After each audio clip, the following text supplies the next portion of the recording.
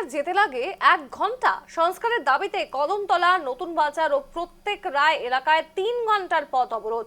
উত্তর জেলার কদমতলা থেকে ধর্মনগর শহর সংযোগকারী বিকল্প জাতীয় সড়কের বেহাল দশা ঘিরে ফের উত্তাল হয়ে উঠলেন যান চালক ও স্থানীয় বাসিন্দারা। দীর্ঘদিন ধরে সংস্কারের অভাবে জরাজীর্ণ হয়ে পড়া প্রায় 11 কিলোমিটার সড়কের দুরবস্থার প্রতিবাদে বৃহস্পতিবার সকাল 10টা থেকে কদমতলা, নতুন বাজার ও প্রত্যেক রায় এই 3টি স্থানে পথ অবরোধ কর্মসূচি পালন করা হয়।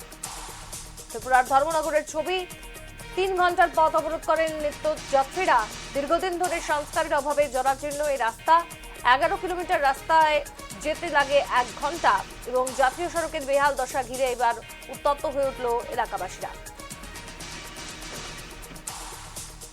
এইটার ব্যাপারে ডিএম ম্যাডাম কথা কইছেন, কনসার্ন যে কাজ করে তাদের সাথে, তো এই আশ্বস্ত করছেন যে 3-4 দিনের মধ্যেই কাজ শুরু করে দেবে।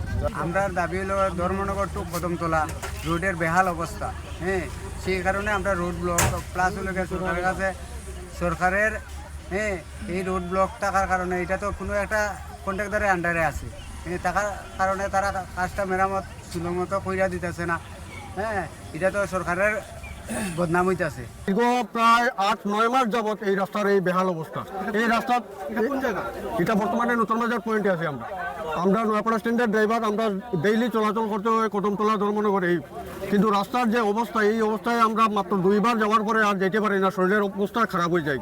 রাস্তাতে যে বড় বড় গাঁথা আছে, অনেক গরিবের বুধে অত বড় একটা পুকুর নেই, আপনারা গেলে সামনে গেলে দেখতে পারবা।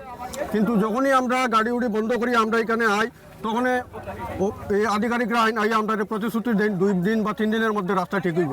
কিন্তু প্রশ্ন হইল এখন এটা যে তারা এর আগে কই থাকে।